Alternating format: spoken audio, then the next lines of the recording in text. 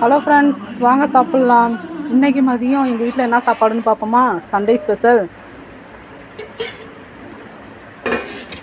நல்ல சூடான வெஜிடபிள் பிரியாணி,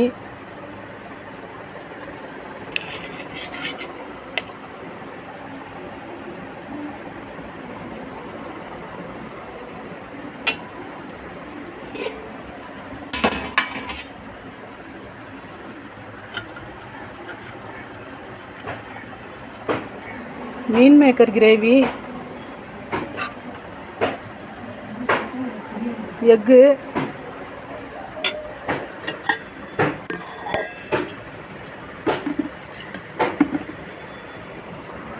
அப்புறம் ஆனியன் பச்சடி.